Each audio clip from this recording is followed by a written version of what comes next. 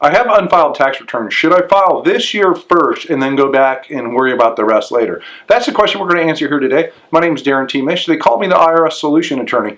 It depends. Like lots of these videos that I do, the answer is it depends. Generally speaking, it's a bad idea to file this year's and worry about going back, and fixing the rest later. And here's why I believe what I just said is true.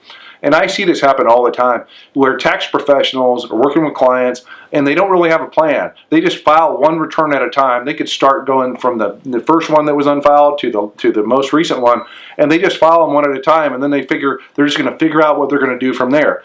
I try not to do that. There are cases that I have to do that because of the client or the circumstances. But generally speaking, what you want to do is you want to get your missing tax returns all prepared, figure out how much you owe, devise a strategy. Is this going to be an installment agreement, an offer and compromise, a hardship case, a bankruptcy? What are you going to do? And then go from there. Then file the returns all basically at one time, and then implement your strategy. That would be what I think is the best case. And I've been doing this for close to 20 years, taught hundreds of lawyers how to do this. That's what I think you should do. Now, if this year's a refund and you've got some missing returns, I think you can go ahead and file the refund return. You're probably not going to get the refund because the IRS knows you have missing tax returns, and they're just going to hold the refund until you file those other ones and kind of figure it out. There is another mistake that I see happen all the time. I just saw it today, as a matter of fact. Remember, let's say you're a non-filer for the past 10 years, all right? You don't have to go back and file all 10 years of missing tax returns. The law, the statute of limitations for the crime of failure to file a tax return is only 6 years. Not 10 years, not 15 years, not forever. It's 6 years. So what does that mean? It means you only have to go back and file the last 6 years of missing tax returns.